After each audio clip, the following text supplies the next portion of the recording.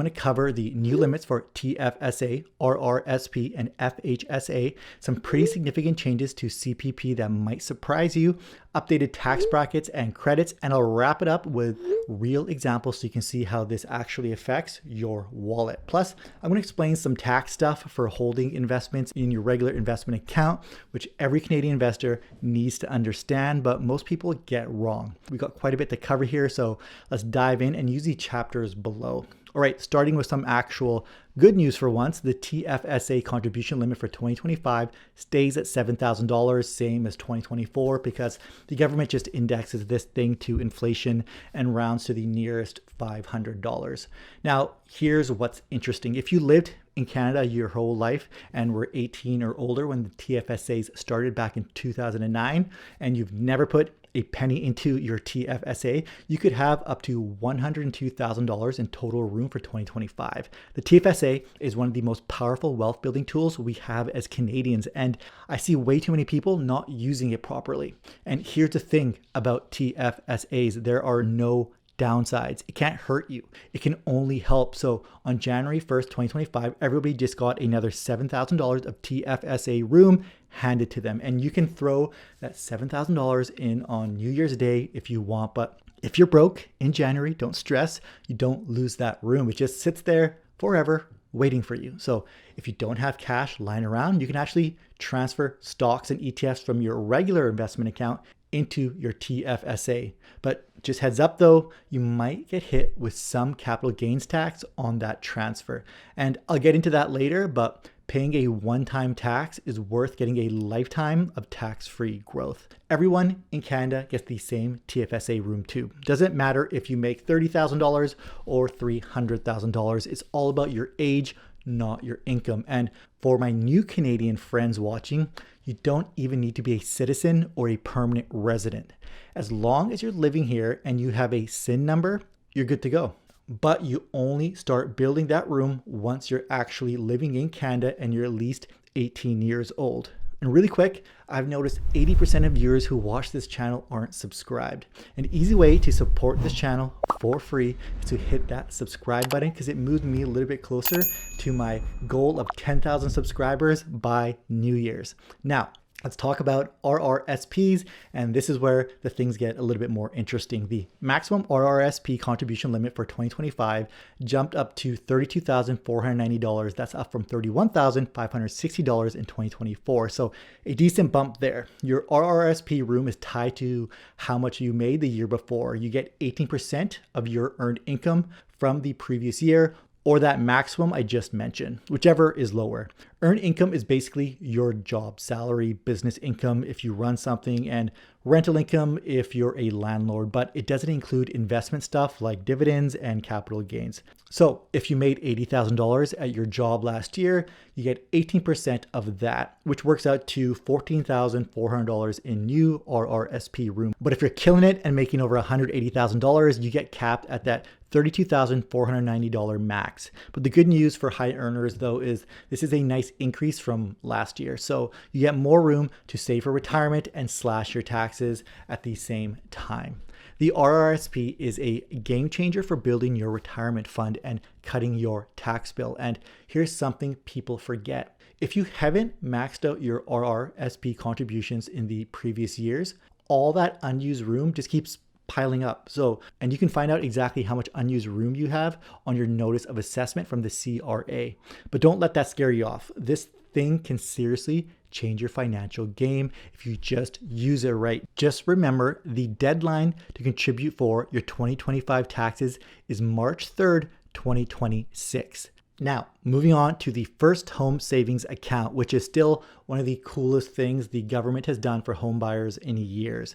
For 2025, nothing really changes with the basic setup. You still get $8,000 a year to contribute, up to $40,000 total over your lifetime. And the cool part is that you can carry forward up to $8,000 of unused room. So if you opened up an FHSA account in 2025, but only threw in like $5,000, you can add that leftover $3,000 to your 2026 limit. That means you could potentially contribute up to $16,000 in 2026. And here's something important.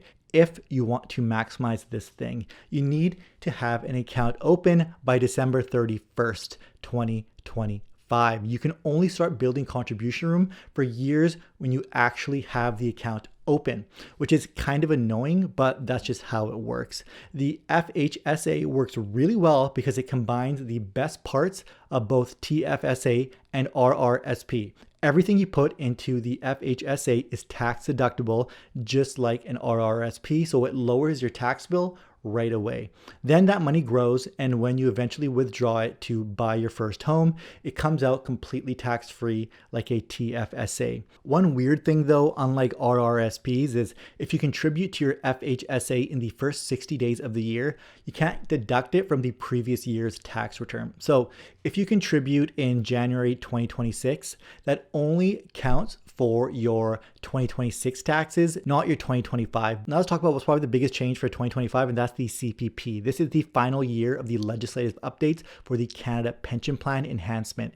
And some of you are not going to love what I'm about to tell you. So the year's maximum pensionable earnings for 2025 goes up to $71,300, up from $68,500 in 2024. This is basically the income level where you stop paying the regular CPP contributions. If you earn up to that $71,300, you pay the regular CPP rate of 5.95% split between you and your employer. So each of you pay about 2.975% for the maximum, and the maximum you'll pay for the regular CPP is $4,034.10, and your employer matches that. That's up from $3,867.50 last year. But here's where it gets expensive, especially for higher earners. There's this thing called the year's additional maximum pensionable earnings, and that jumps up to $81,200 from $73,200 in 2024. If you earn between $71,300 and $81,200, you get hit with an additional CPP2 contribution of 4% total. 2% from you, 2% from your employer. The maximum CPP2 contribution is $396 each. Now, that might not sound like much, but it's more than double from $188 last year. So here's what this actually means for your paycheck. If you earn less than $71,300, your CPP goes up a bit because of the higher earning ceilings. If you earn more than $81,200, you're paying the maximum for both regular CPP and CPP2, which adds up to $4,430.10 total. And if you're self-employed, you get to pay both the employee and employer portion, so double that pain. Yeah, a significant hit for higher income Canadians, but the idea is that you'll get higher CPP benefits when you retire. Whether that's worth it or not, well, that's up for debate. On the flip side, though, we do get some good news with federal taxes. The tax bracket got bumped up for 2025, which means you'll actually pay less in federal taxes. Plus, there's a pretty big change. The federal government dropped the lowest tax rate from 15% down to 14.5% for 2025, and that's going to drop to 14% in 2026. This effective rate of 14.5% for 2025 happens because it's 15% for the first half of the year and 14% for the second half of the year. The basic personal amount, which is basically how much you can earn before paying any federal income tax, goes up to $16,129 for most people in 2025. So if you make less than that, you pay zero federal tax. For everyone else, this saves you about 14.5% of that $16,129, which works out to roughly $2,339 in federal tax savings. That's not bad, right? And just remember, this is only federal taxes. Each province has their own tax brackets and basic amounts. So your total tax situation really depends on where you live. And there's also a big increase in the lifetime capital gains exemption for small business owners, which can save you some serious money when they sell their companies. Now, since most of you watching probably have some investment portfolios, let's talk about something that trips up a lot of people: the tax implications of holding investments in your regular non-registered accounts. This stuff is crucial, but most people have no idea how it works. So interest income from stuff like GICs, bonds, or high interest savings accounts get taxed as regular income at your full marginal tax rate. So if you're in a 30% tax bracket and earn $1,000 in interest, $300 goes to taxes. Canadian eligible dividends are way better though. They get preferential tax treatment through something called the dividend tax credit. Your actual tax rate on eligible dividends is lower than your marginal rate, usually about 75% of the marginal rate, depending on which province you're in. But here's where it gets really interesting with capital gains. In Canada, only half of your capital gains are taxable. So if you bought a stock for $1,000 and sold it for $1,500 and you made $500 in capital gains, but only $250 of that gets added to your taxable income.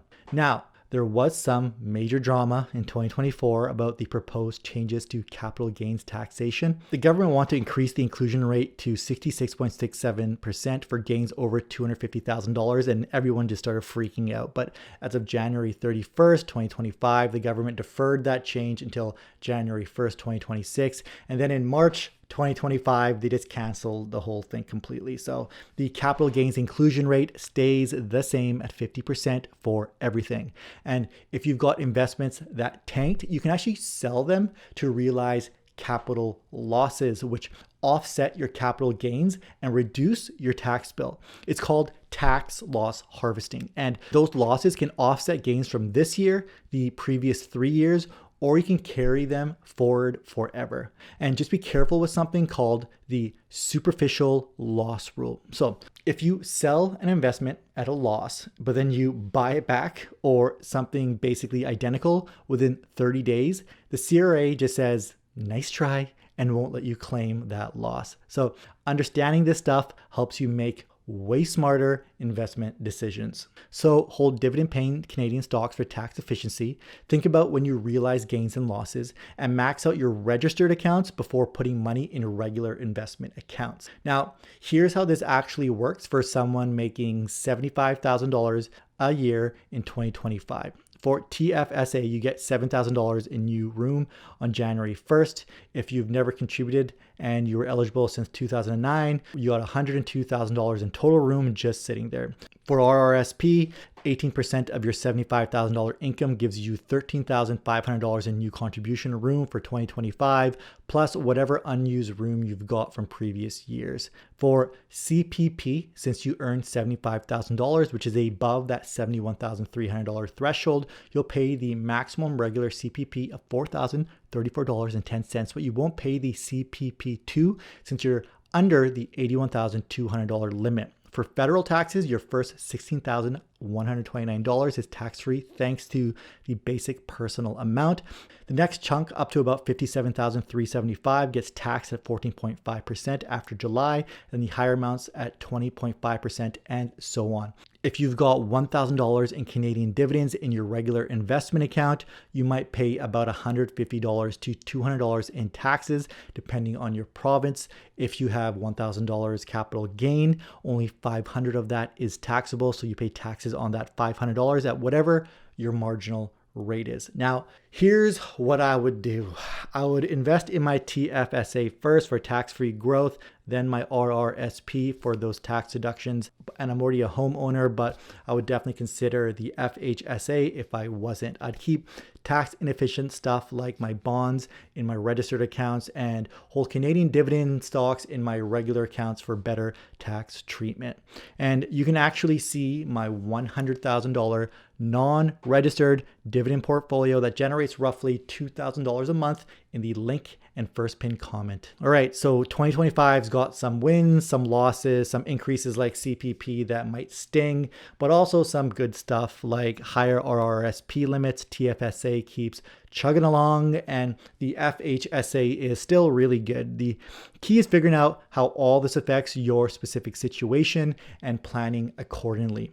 I've covered more detailed strategies in my previous videos on CPP changes and the tax tips to do before December 31st, which goes deep into maximizing your TFSA, RRSP, FHSA, and non-registered investing accounts. So check those out. And yeah, taxes are boring stuff, but this stuff matters for building wealth as a Canadian. Now, watch those videos I mentioned here. Bye, guys.